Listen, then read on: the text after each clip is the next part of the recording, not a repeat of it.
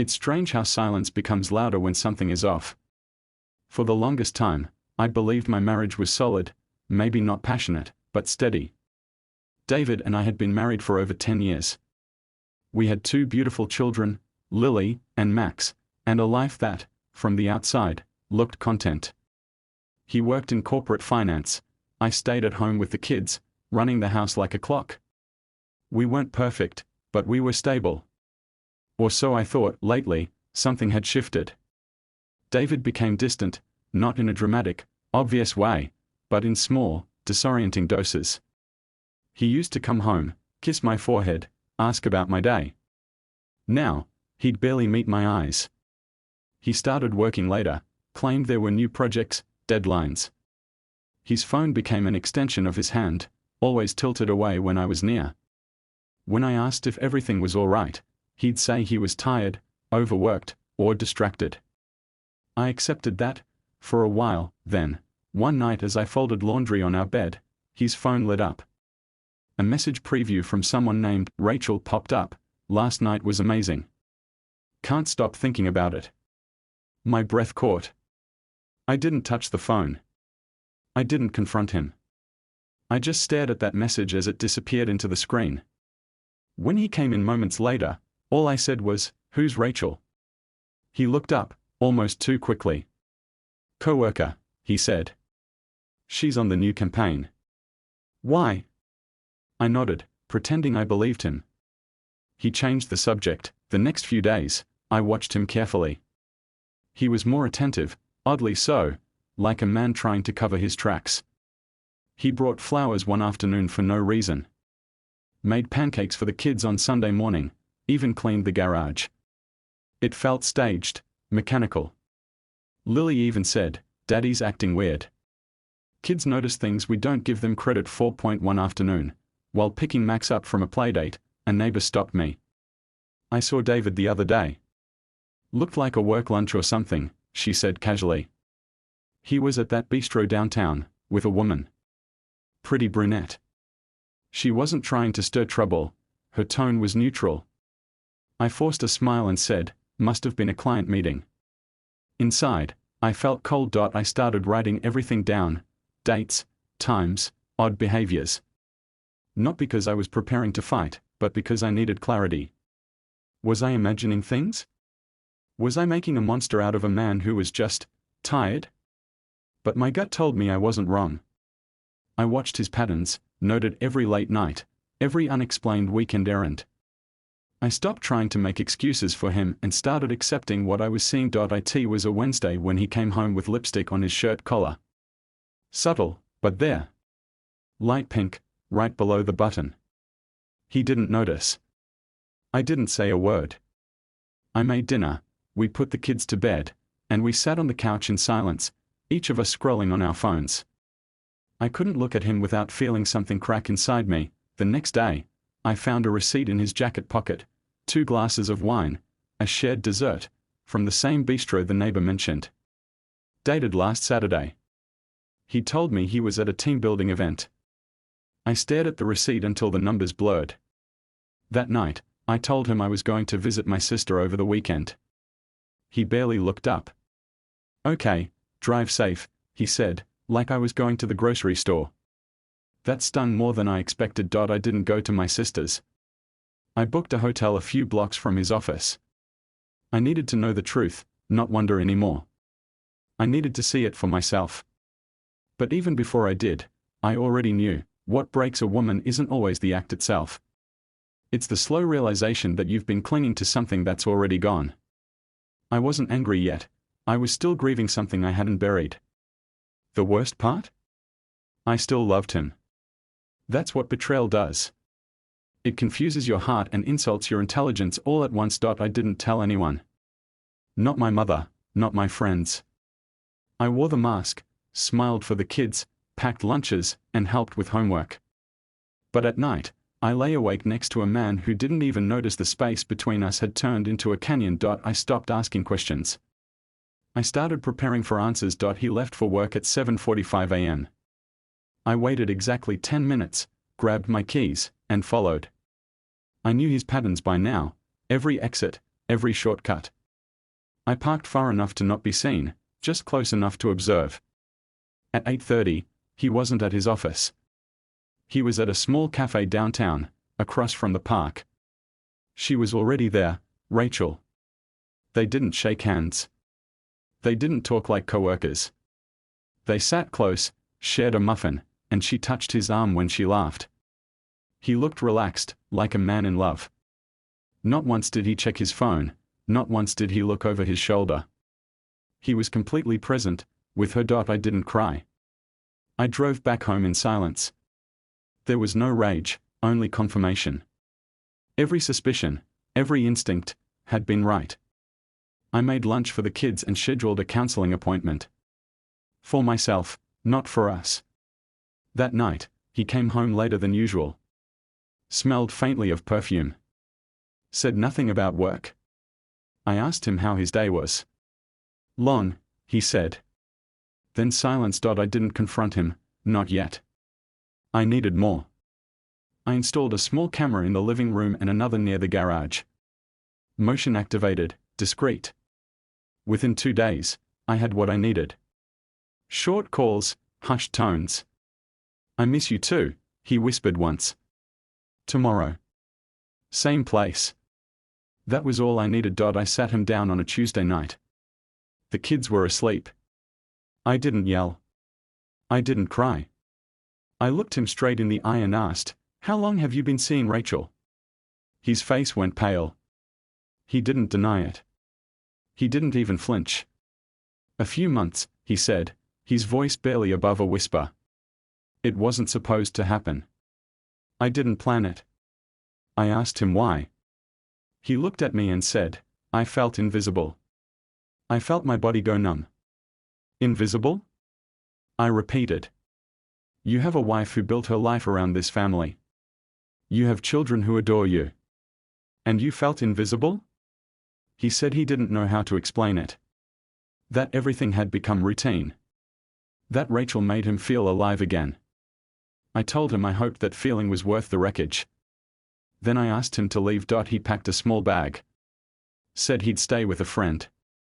The kids were confused. I told them Daddy had to go on a work trip. Lily cried herself to sleep. Max asked if it was his fault. I said no, and hated how easily the lie came out. I sat in the kitchen long after they went to bed, just breathing, staring at nothing. Rachel texted him the next day. I read the message on the backup app I'd installed weeks ago. She knows. He replied, "Yes. I'm staying with Matt." She responded with a heart emoji. I turned off the app. I didn't want to see more. Days became weeks. He came by for the kids, tried to play the good father. I let him. He asked how I was doing. I said, "Don't ask." He tried to explain himself again. I told him explanations were meaningless now. Trust wasn't something you earned back with words. It was earned with time, and he was already bankrupt. I started therapy. I needed someone to listen, someone unbiased. I talked about the betrayal, but more about the slow erasure I felt long before Rachel arrived. How I'd stopped being a partner and became a background character in my own life. My therapist asked if I still loved him. I said I wasn't sure. I just didn't want to hate him. Not for me, not for the kids. He emailed me a letter 2 weeks later. A full-page confession. He said he was ashamed. That Rachel wasn't worth what he lost. That he missed me, not just the marriage, but me. That he'd do anything to fix it. I read it 3 times. Then I closed the laptop and walked away. Rachel showed up at Lily's dance recital. She stood in the back, thinking I wouldn't notice. I did. David saw her too, and the look he gave her wasn't love. It was panic. I turned around and left with the kids before the show ended. I wasn't ready for forgiveness, but I also wasn't going to give her the satisfaction of seeing me broken. I stopped wearing my ring. I didn't throw it away. I placed it in a drawer, along with the love letters he wrote me years ago. The ones where he promised forever. I didn't reread them. I just didn't want to forget that version of him existed once. We became logistical partners. Pickups, drop-offs, schedules. Every conversation was transactional. The warmth was gone, replaced by a cold efficiency. He noticed. I could see it in his eyes every time he said goodbye to the kids. Every time he hesitated before leaving, as if wanting to say something but knowing he'd lost the right. I didn't want revenge. I didn't want Rachel to suffer or David to beg. I wanted peace. I wanted to go to sleep without my chest tightening. I wanted to smile and mean it. I didn't know if I could ever trust him again, but I knew I would trust myself more than ever before. That would be enough, for now. 3 months passed. He called every Sunday and visited the kids twice a week. We no longer spoke outside logistics. I didn't ask where he lived. He never asked if I missed him. We existed in parallel, cordial, cold, quiet. The children adjusted in ways only children can. They stopped asking why he wasn't home. They just accepted it. I watched them carefully, trying to preserve their innocence without lying too much. My own emotions stayed buried.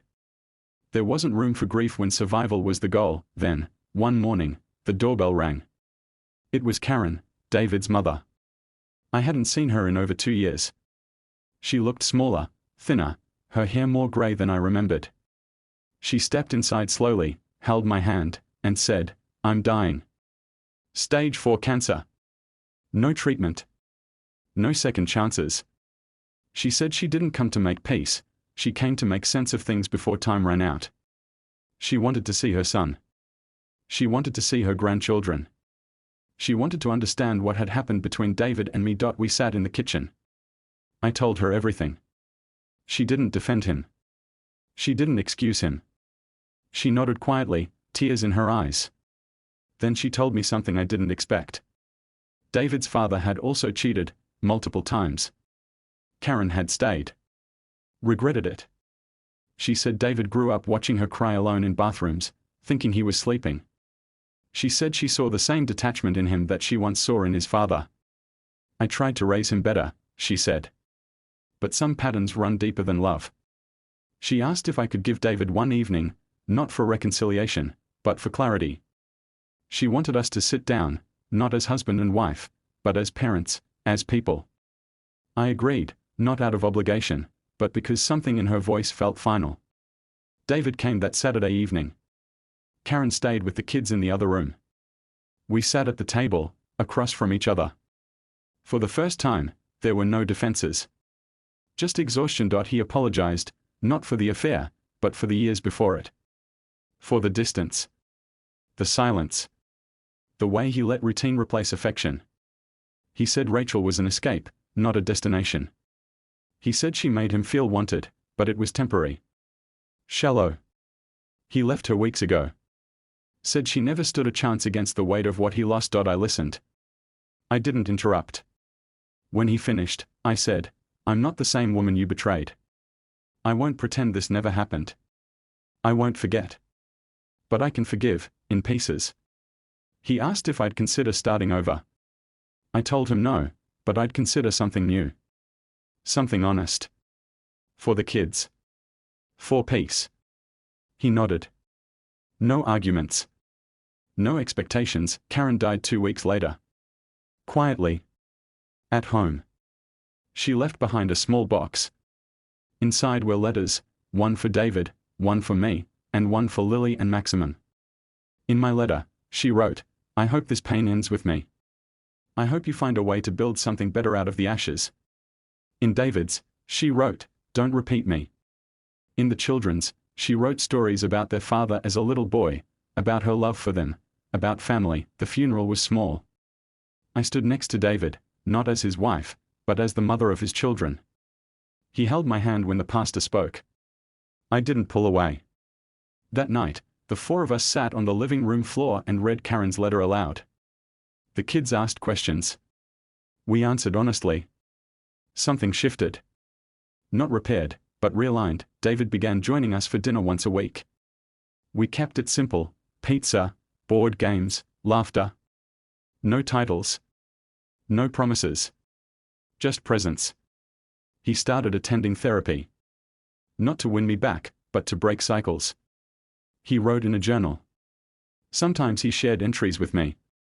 I saw change, not just guilt, but growth. Not for me. For himself. And that mattered. I never told him whether I still loved him. I didn't need to. Love wasn't the question anymore. Trust, respect, safety, that's what mattered now. The affair didn't end our story. It ended a version of it. What came after was slower, quieter, but stronger. One evening, Lily asked if Daddy was coming home forever.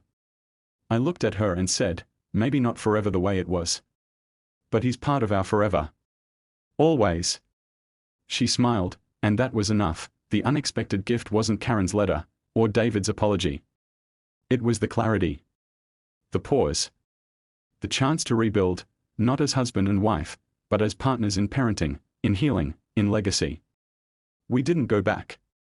We went forward, differently, deliberately. And for the first time in a long time, that felt like enough. 6 months later, we had settled into a rhythm that felt surprisingly natural. Not traditional, not ideal, but functional. The tension had faded, replaced by cautious cooperation. We celebrated Max's 8th birthday together in the backyard. There were balloons, cake, laughter. David stayed late to help clean up. When he left, he hugged both kids and thanked me for including him. It wasn't awkward. It wasn't forced. It was calm. I'd gone back to school part-time, something I'd always talked about but never pursued. I chose psychology, understanding people, understanding myself. Every week I sat in class with a new sense of purpose. I wasn't rebuilding a broken life. I was building a different one. The fear of starting over had dissolved. In its place was something firmer, more grounded, confidence. David continued his therapy. Sometimes, we'd exchange notes about what we were learning. I was surprised to find how much we still had in common: values, memories, moments that shaped us. But the difference now was clarity. No illusions. No performance. We didn't try to recreate our old marriage. We didn't even talk about it anymore. That chapter was closed. Then came the unexpected. Lily started having nightmares. Waking up crying, afraid I'd leave too. It hit me harder than I expected. All this time, I'd tried to shield them. I'd hidden the worst of it, controlled the narrative. But kids absorb truth, even when it's silent. I sat her down, held her close, and told her something simple: no matter what changes, I'm not going anywhere. She asked if Daddy was. I told her that he loved her, that he was here, even if the picture was different.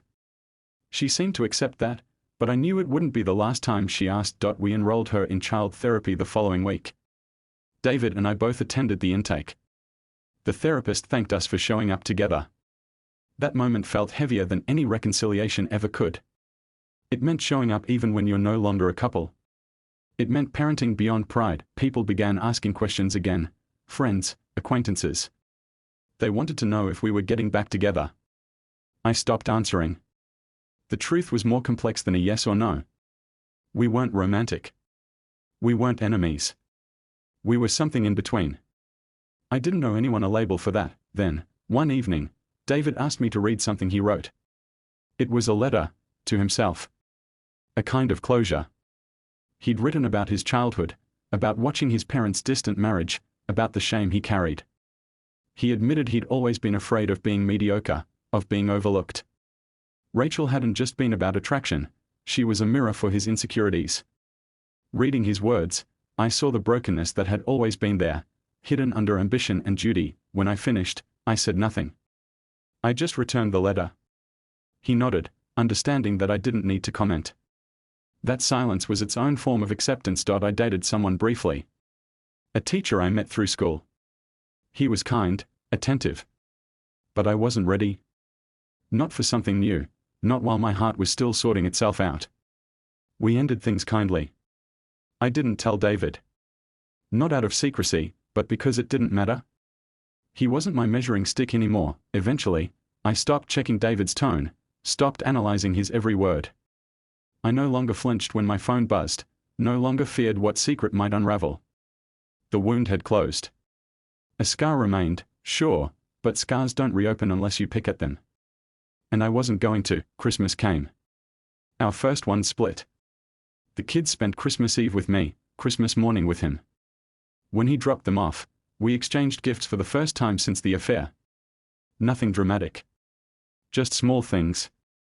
A book I'd mentioned. A frame drawing Max had made. Tokens. Symbols. Proof that peace was possible. I opened the front door as he turned to leave. "You're doing better," I said, not as a compliment, but a fact. He looked at me and said, "So are you." And for once, I believed it. I don't know what the future holds. Maybe we'll always live 2 blocks apart. Maybe one day we'll sit together at our children's weddings and smile at how far we've come. Or maybe we'll drift slowly into new lives entirely. I'm not attached to either outcome. What I know is this: the affair didn't define us. It revealed us. It broke everything open and demanded truth. It forced us to stop performing and start living. That gift, however painful, was real. In the end, this isn't a story about infidelity. It's a story about resilience, about choosing healing over bitterness, truth over fantasy. We were shattered. But we learned to hold the broken pieces gently. Together. For ourselves. For our children. Forever redefined, but not ruined.